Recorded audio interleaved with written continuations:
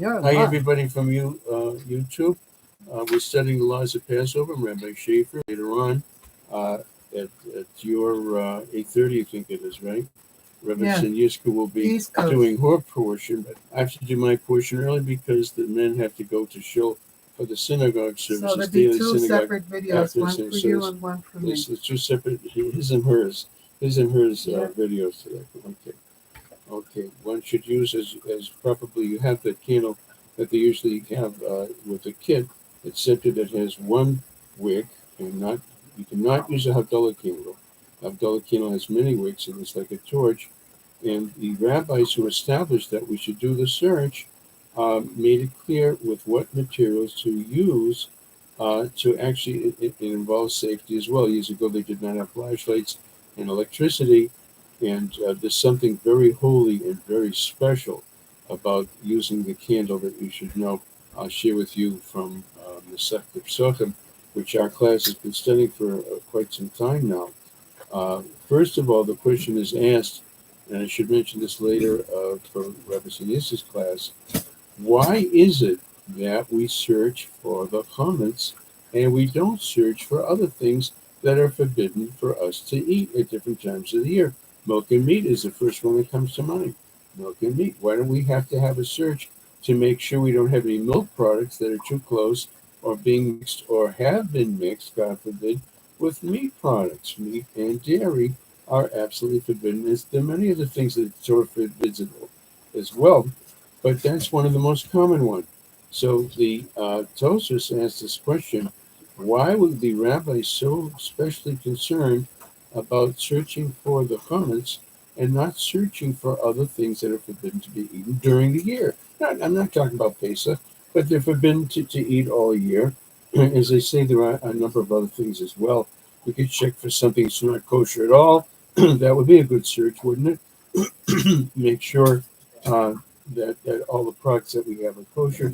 And mistakes are made even in the 7 Mile Wonderful Kosher Market in Baltimore, which is a huge, beautiful market, as you recall. We don't have any market here. I would be glad to have a small one here. They have a sign, not only for Passover, but they have a sign, always check for the kosher certification. And the whole store is only devoted to kosher products, yet they want you responsible. We're all human and things can happen. So especially for Passover, one has to be extra careful for that. So that's what the Tosfos asks. Why are we so particular? The rabbis want us to actually search for it. We know shopping, we know buying, we know cooking, all the things that cannot have the leaven in them. Yeah, but why do we have to do this search? And the answer is really a beautiful answer that we learned in the Gemara some time ago. And it says, because leaven, chametz, bread, crackers, mixtures thereof, etc., all these things are perfectly kosher during the year. They're perfectly kosher during the year. We're so used to eating them and enjoying them, and they are perfectly kosher. They can be made parve, which is preferable, especially for bread products, so that you don't make a mistake that way. And the bread is marked parve usually, or the crackers are marked parve, which means that they're not dairy and they're not meat, of course. But we're so used to having leaven all year, and it's totally fine and totally permissible. It's only forbidden for 1 week of the year, for about 8, 9 days. In here in outside of Israel, Erev Pesach, the day before Pesach, we stop eating and having benefit from chametz. And then in America, outside of Israel, we have 8 days of Passover. Then at the night after the eighth day, we already we can already have the chametz. So that's what Tosha says. It's a matter of habit, and we're so used to being able to have it that there's a concern that someone would make a mistake. Uh, we learned also when we were studying the Gemara, this is so pertinent to review now as we're learning the laws of Passover, that that people often have a snack. We've mentioned people have a snack when they get home before dinner, and might have some crackers and milk or crackers and a drink or some juice, something like that, just to hold you until dinner will be ready.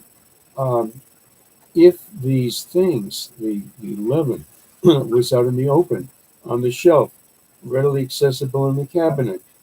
Any of those things, by habit, you come home from work and you grab something. You grab some. Oh my God, this is leaven. This is hummus, and completely out of habit. So therefore, the rabbis want us to get it completely cleaned out of the house. Any leaven that someone wants to sell to a non-Jew, that's permissible. But even that, let's say you're going to use a room that has both chametz products in it and the leaven. So the chametz is being sold to the non-Jew to put up a partition. Put up like a partition, could be a thin partition, uh, that separates the room, separating the Passover use of the room and the chametz use of the room. Same thing with the refrigerator, freezer. People don't have a whole bunch of fridges and freezers that to cardboard off those shelves that are going to be left chametz, and they are being sold to the non-Jew. And the other shelves can be used for Passover. Everything has to be washed and cleaned properly, as we know, which are among the laws that we might be able to discuss as well. So that's the reason for being so particular with this particular holiday, is because this food is not non-kosher. It just can't be eaten and can't be possessed for the 1 week, and therefore the rabbis, you're so used to having it, they want to make you unused to having it, and therefore we search for it and make sure it's been completely out. Um, we do not use a torch like the Havdalah candle, and you might say, and that would be at least 2 weeks. What's wrong with using that? And I would say that produces even more light. It's because it's too furious of a flame to use. I know Havdalah time we're always kind of extra cautious too, right? Saturday nights and after Yom Tov, we're pretty. When it's a Saturday night, we need the Havdalah candle, and we're making the Havdalah. We got to be very careful. It's a very wildish flame. We want something that you can move around in the house with relative safety and look into hooks and crannies and look into small places safely. So therefore, we cannot use that. Okay, we don't use electricity to begin with, but as I say, it could be on. It could be on. What's wrong with electricity?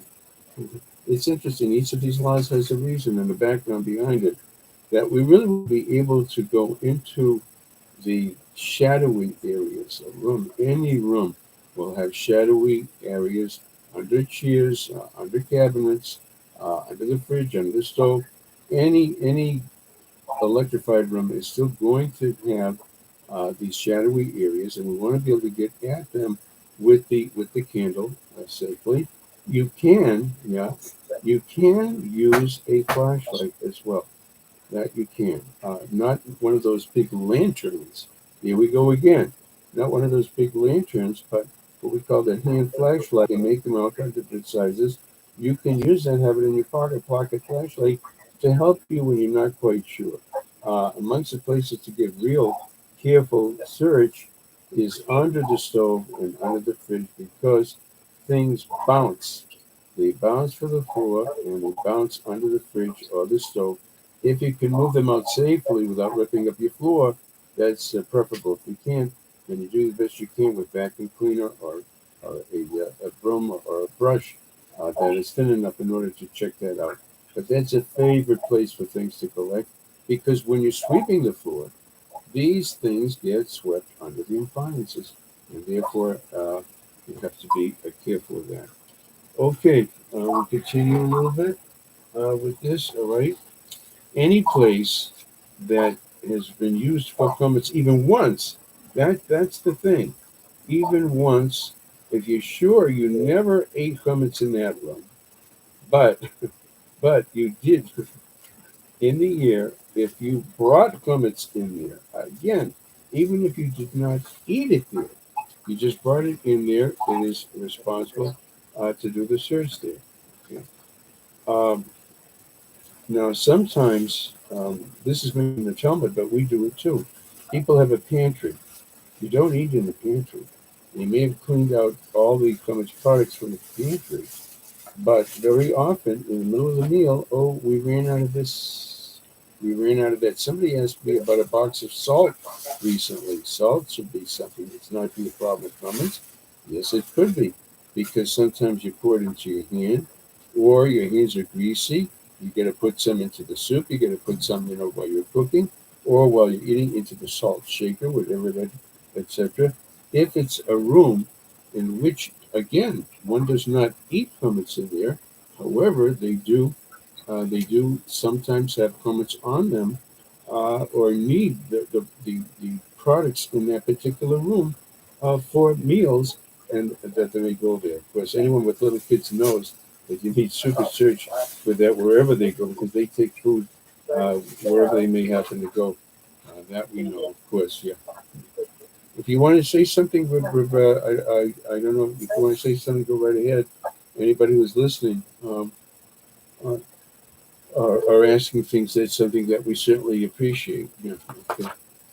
Yeah, I'm not sure. My phone is doing something funny. I don't know what. Um, Show me, hide me. I don't know. I didn't ask for any special thing. Can you still hear me, okay? Oh, no, I dropped it all together. Um,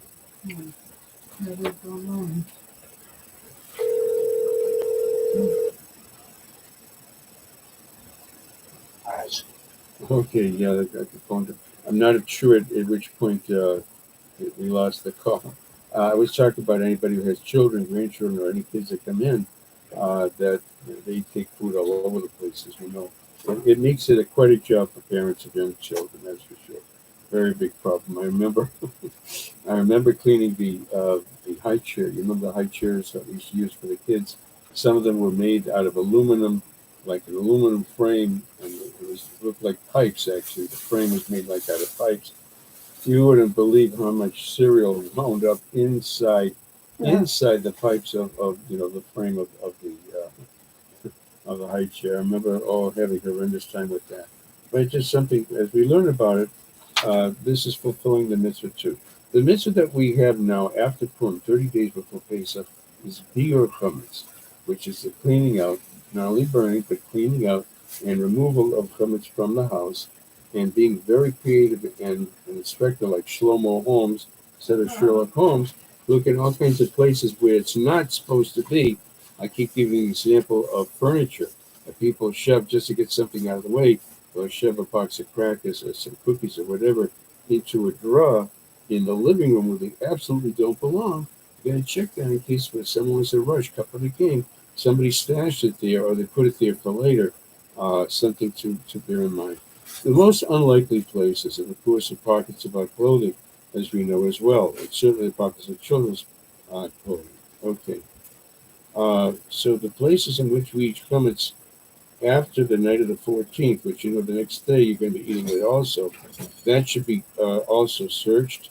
The all areas, even though you're going to eat some more chametz there before in the morning of Erev Pesach, that has to be done as well.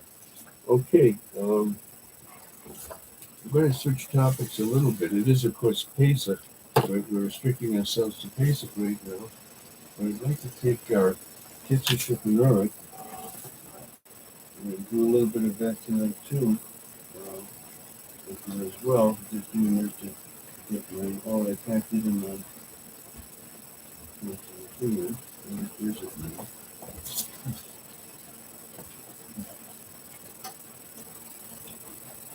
Here we go. Okay. One of the things that I wanted to discuss, it's something we also take for granted, is what exactly is it that has to be removed? So even though we do it mechanically, in many years, etc., it's still very good to review these things as well. First of all, let's review what chametz is. What is leaven altogether? Leaven is when one of the five kinds of grain, only the five kinds of grain, which is wheat, barley, oats, rye, spelt. These five kinds of grain, which are found in our breads and in our cereals, crackers, etc., etc. When any of those five kinds of grains are exposed to water for a period of 18 minutes, what happens is it actually starts spoiling, becoming chametz. You know what chametz actually means? Souring. That's actually what it means. These things start to ferment, and when they ferment, then they are considered leaven and forbidden on Passover.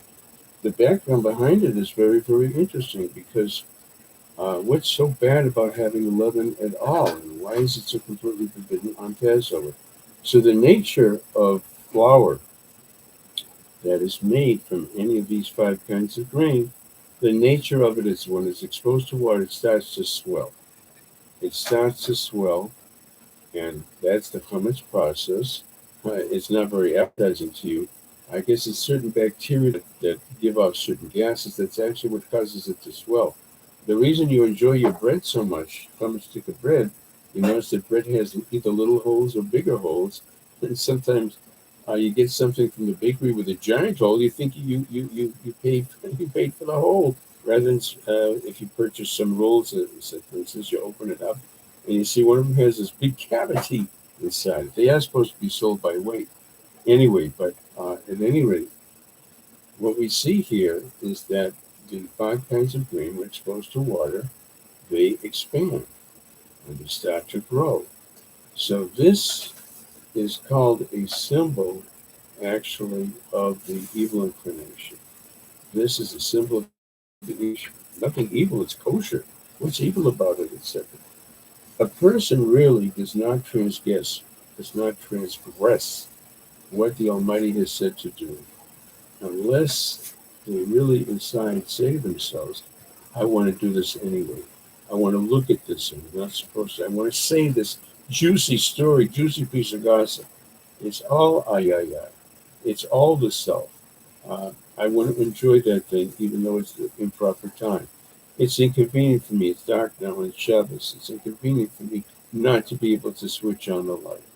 So any and all of the transgressions that there are in the Torah are really prompted for the person when they feel that they want to exert themselves on what's important. Who are they pushing away as a matter of fact? They're pushing away the Almighty, puffing oneself up. I'm a big shot. I'm so smart. I'm so rich. I'm so talented. And I'm so successful. Ay, ay, ay. That's what Robert Salinsky used that expression all the time. Do you see how the person, it's as though they were getting overweight in front of your eyes, bloating, bloating, getting bigger, bigger, and bigger as they think more of themselves, and they want others to think that they're bigger and bigger and bigger as well. That is the concept of chametz. Because chametz, you take this flour from the five kinds of grain, wheat, spelt, oats, rye, barley. You take these five kinds of grain and you make them into flour, mix them with water, and leave it for over 18 minutes. They start to swell. And they're swelling, be right with it. And when they swell, that's indicative of the Yetzer Hara. Now, it goes all the way back in time, actually, to Adam Harishon, the very first man. How was he made? He actually was made out of dough. It wasn't wheat, rye, spelt, oats, or barley. It wasn't any of the five kinds of grain. It was it was soil. The Almighty took soil, he mixed it with water, and he made a dough just like you and I make a dough to make challah, to make other breads. And before he sinned with the tree of knowledge, good and bad, he wasn't chametzik. His body, as a human being, he was not chametzik. He was not prone to sin. He was not prone to temptation. You find this very interesting. And then, when he sinned with the tree of the one tree you're not supposed to eat, if I gotta have it, see, once again, I've gotta have that one thing God doesn't want me to eat. Yeah, I've got a whole garden, have all this produce, all the delicious stuff, wonderful stuff. No, I gotta have the one thing. He said, no, it's a foolish we are as human beings, right? The forbidden fruit, they call it. That's what they call it in English. Whatever is forbidden, that's what I've gotta have, gotta have. So when he sinned, what happened is called the Seor Seba Isa. You ever hear of sourdough bread? They do sell it now. They say perfectly kosher and powder. You can buy sourdough bread, but don't buy it. Don't buy it for Pesach. Yeah, right. There's no such thing as sourdough matzah. Can you still hear me, Rekaim? By the way, can you hear me? Hello? Is anybody there? Hello? Husband put them Hello? to sleep. Oh, yeah, good, as long as you're there. So when he sinned with the tree of knowledge, good and bad, that's called the Seor Sheba Isa, the sourdough that went into his body, just as when you have flour and water. If you really want to make a real tasty bread, you take some aged flour and water. You take a piece of dough that's old. That's called sourdough. In the Talmud, in the Bible, it's also mentioned as or sourdough. You take that and you put it into your flour and water mixture, and boy, does that add a real strong flavor to it, which you can taste in sourdough bread today too. Again, don't do it for Pesach though. No. So that's how the human being, became hummustic. That's how the human being became hummustic. And that once you have that ingredient within ourselves, that tells us I can do what I want. I can taste what I want, eat what I want, sleep what I want, marry whom I want, look at what I want, do what I want.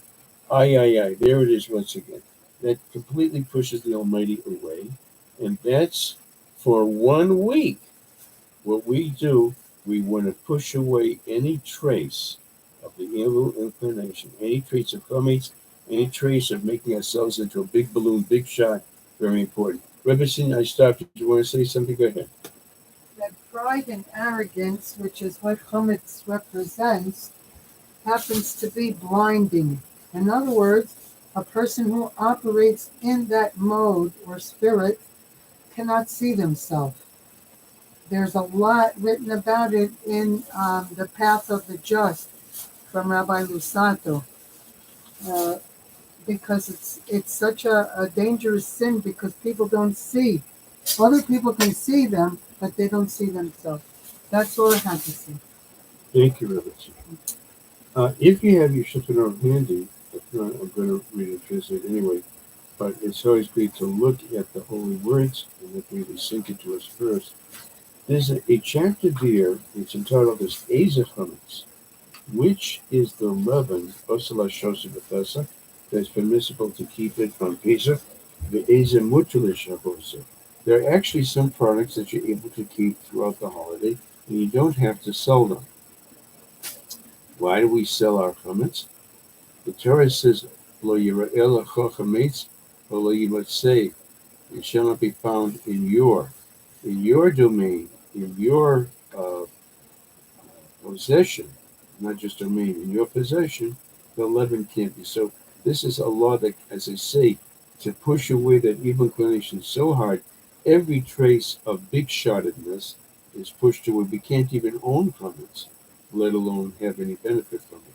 By the way, amongst the things that people do not know is the leaven that belongs to a non-Jew also cannot, a Jew cannot have benefit from it. You and I don't own it, but we cannot have any kind of benefit from it. So that's something. I'll give you just a simple example.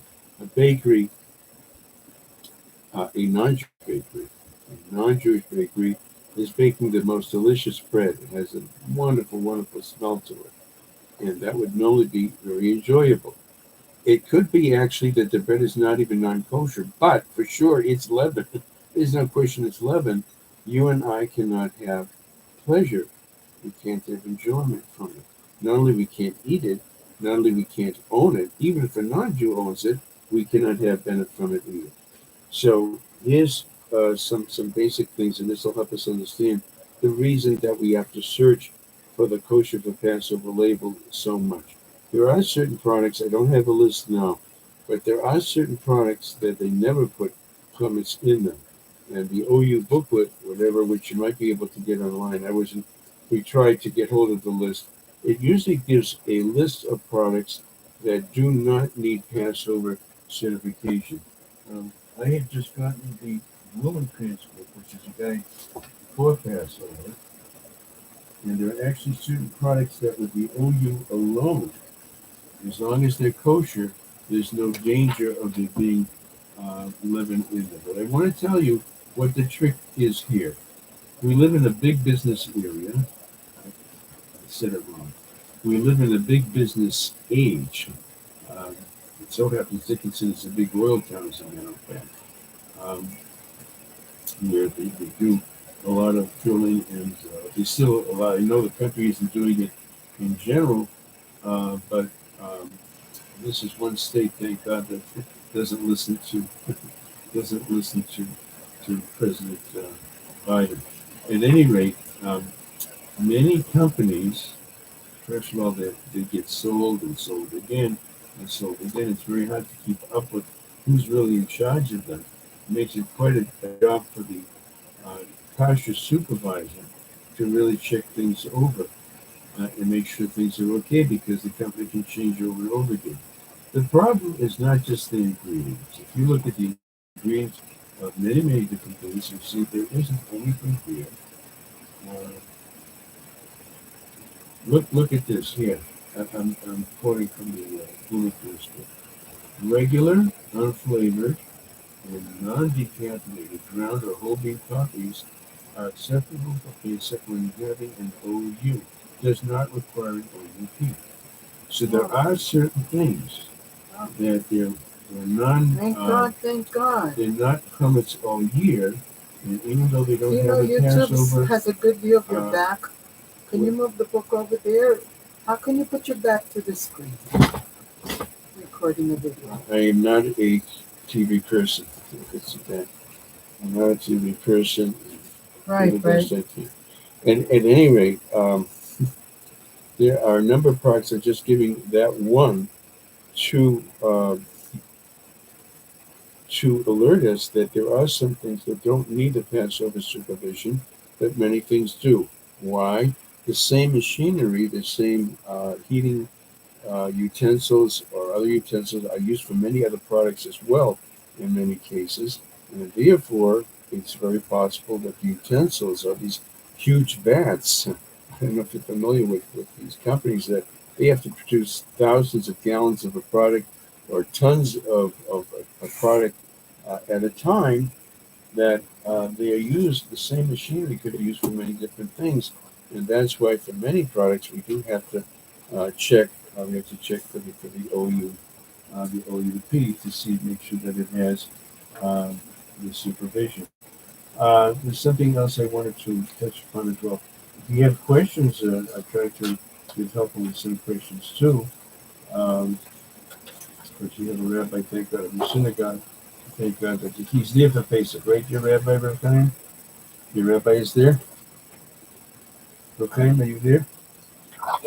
Yeah. Is your rabbi here for Pesach? I hope. That's good. That's good. Sometimes they go away from being for Pesach. Okay. So, as he had mentioned, that what is it? I'm coming down there. You come here. Yeah. Thank you. Thank you. Thank you for the invitation. Thank you for the invitation. Okay. There's a paragraph that I wanted to share with us, Shirley. Sorry that I lost my page while I was talking, but I'm going to get it very soon. God willing. Meat products in general, you do check with your butcher, because they normally kept kosher for Pesach all year, but sometimes, and you got to be careful, sometimes, and it never hurts to ask. I'm going to tell you why. Because let's say you have a room in which they produce hamburger. Fine. Hamburger is just ground up meat. In the same room, sometimes they're preparing some sort of particular dish or whatever, a prepared food in the same, butcher shop or caterer, or maybe even a kosher supermarket, that they prepare the things that I remember calling and asking, and they said that the place has not really been kosher for Pesach yet. They warned me about it, which is very, very interesting. This is something as plain as chicken. But chicken by itself, as you know, is perfectly kosher for Pesach and all year if it's kosher chicken, as you know. So there are some items that deserve questions as well. Fish should also be careful. Washed over carefully. Buying raw fish should not normally be a problem, but it has to be washed carefully. All right.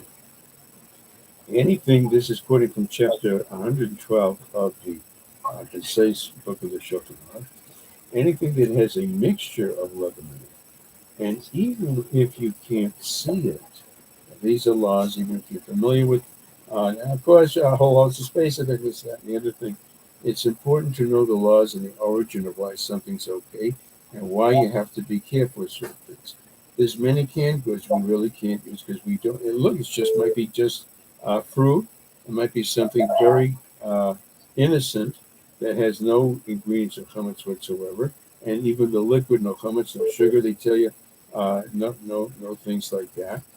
But the same equipment may be used in the case of these large corporations. It's used to process other things. The fruit is cooked, right? And so you're buying a cooked fruit. You're not buying fresh fruit. That's canned fruit that's been cooked. Well, it may have been cooked in a utensil that was used for many other things too. And there's small traces of that from it still in the fruit as well. That's what I'm saying. Something that seems perfectly innocent, we cannot depend upon. So anything that has a mixture of chametz in it, even a tiny bit that you can't even see, and still has maybe at least the taste of chametz in it, even though the chametz was removed, you can't keep it. We're not just talking about eating it, but that can't be kept. It's something that you cook, for instance, in a chametz stick pot. But if it never had chametz in it whatsoever, and it was simply cooked in a chametz stick vessel, that was more than a day old, or it was pickled in a vessel, a chametz vessel, then there's certain things you could keep on Pesach. You may have some leftover food. You may have some leftover chametz of food that's not really chametz. It was a vegetable soup, something of that nature. So he's telling us over here something that never had chametz in it at all. It was cooked in a chametz vessel, like a soup, a chicken soup, vegetable soup, whatever, after, okay, it had been used for chametz, it was used now for parav, for something completely parav. You can't eat it again. You can't eat it, but it could be stored. For instance, it could be stored until after Pesach. Okay. Um, there was a concern about I don't know about the tablecloths. If you have a tablecloth that sometimes they put a starch in them, if you're going to have this done for Pesach, to tell them not to starch it because the starch actually, people say, nah, it doesn't happen. Yeah, it does happen. I saw it with my eyes. The starch is actually made out of the it's water that was soaked with grain. Water that's soaked with grain. That's what the starch is actually made of. I used to make paste out of that too. As kids, you and I used to paste things together that way as well. And little teeny tiny fragments little teeny tiny fragments of that starch can come off of the tablecloth and go into food. So that's something to be careful about, not to have tablecloth starched before Pesach. What about your shirts? Your shirts, it's okay as long as it's done before Pesach. Your shirts, white shirts for Yantav, Shabbos, Yantav, that's okay because it doesn't come in normally in direct contact with food unless you get some on it. Here's an interesting law which has many extensions to it. Let's say that ink. I know you're going to tell me this is the most unlikely case, but we can use it to help understand other cases as well. Ink, which was made with hummus. So who makes ink out of hummus? Well, they used to make ink using some kind of a beer. And then, of course, beer, of course, is hummus. Hummus it's made with grain, of course. So this is a non-edible product. Ink that was made before Pesach. You could write with it on Cholamoid. We do. We're not getting into Cholamoid yet. We restrict our writing, and we try to avoid writing Cholamoid as well. But we're trying to learn a principle over here. That's what I want to share with you. This is something that's common stick basically, but it's inedible. It's inedible. It's ink. It cannot be consumed, of course. We use the general topic of it's not ro'i lachilas kela. When something was a food item, but it's no longer edible even to a dog, that no longer has the law of chametz. So here's ink. And I say that can be applied to other things too. I'll soon tell you an interesting example from my brother-in-law's pest control. Remember Rosenblum pest control? I'll tell you an example from that very shortly too. This was ink that was cooked in beer. Don't ask me why they did it, but apparently they did it. Because in those days they didn't waste anything. That was it sounds like it was recycled. Sounds like kind of recycled. And anyway, he says you could use to write with it on guacamole. Why? Because it was already unfit for a dog before Passover. So even though it was made definitely with chametz, however, its state right now is inedible. It loses the law of being chametzik and forbidden to own it or use it on Passover. Again, I state that something that is leavened and edible, even though it belongs to a non-Jew, we cannot have benefit from it. And let's say you couldn't sell it on Pesach, for instance, to make a profit for the non-Jew. You can't have any benefit from it on Pesach. So this is inedible. And anything, I'm going to give you another example soon, but you'll be very surprised to hear it. That something that became unfit and it's really, really not food at all before Passover, you may have benefit from it and you can keep it for the holiday. But he says, listen to this, and this is important too. A non-Jew who made, okay, a non-Jew who made this ink, and we're going to transfer this to another case soon. I know you're going to tell me this is crazy. What are you telling me the case for? You'll soon see in another minute. It's very practical. A non-Jew who made this ink on Passover, which he can, he's a non-Jew. He's not bound by the laws of Passover. A Jew cannot have benefit from it during the holiday of Pesach, right? Because the chametz, the leaven of a non-Jew, and this is still edible, right? When he's going to process it, it's still edible. That cannot be used for Passover. Any dishes and pots and pans that are not going to be used for Passover have to be cleaned out first. By the way, we don't sell the pots and pans because if we did sell them to a non-Jew, then you'd have to total them all over again. It's a big job. So we put them away, clean them and put them away in a place, make sure they're in a room or in a petition or closet or cabinet, which we would not have access to on Pesach. So you don't, and I need a pot for this, I got to grab a pot. And then, God forbid, a person goes and grabs a couple of spots. So we want to make sure that it's out of sight and that it's out of mind. I know you have to go to show, so just tell me this case very, very quickly. My son-in-law, as you know, Sean Rosenblum, you know him for many years, I'm sure, when you were in Baltimore, the pest control business, and they have to they have to use poisons for the different types of rats, mice, all the different types of pests, pest control, etc., etc. But what if you have a pest control poison that was made with chametz? And there are, etc. In fact, he asked me about it, and I remember learning that if before Passover, this is unfit, and certainly unfit for a dog, it's poison. It's unfit, it's been rendered unfit, then it can be used for Passover. Another example is people have various skin conditions, which they have to bathe with an oatmeal, and that oatmeal is rendered inedible. It's an inedible oatmeal. It's in a box. It's a medicine. It is a medicine. It's mixed with various other ingredients, etc., etc. It's inedible. You could use that. A person has, severe skin rashes and things like that, because it's inedible before Passover. Could be used. Okay, let you go to shul, and what's today is Thursday. We'll have a wonderful Shabbos, of course. Sunday we do hope to have a Chassidus class. We may spend some of the time on Passover laws too. So thank you so much for your time, for keeping the show going, and be well.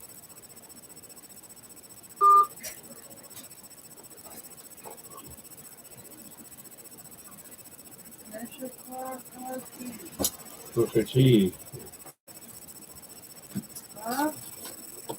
Ruchati means may you be blessed.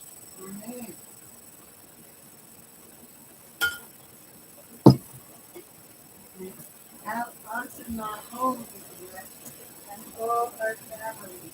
Amen.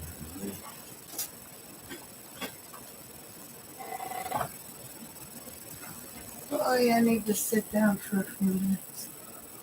Oh, I gotta close the YouTube.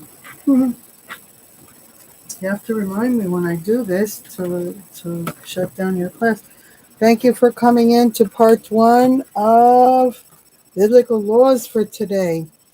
Class number 2, the second class will be at 8:30 New York time. Hope to see you there. Thanks for coming in. Sei gewünscht.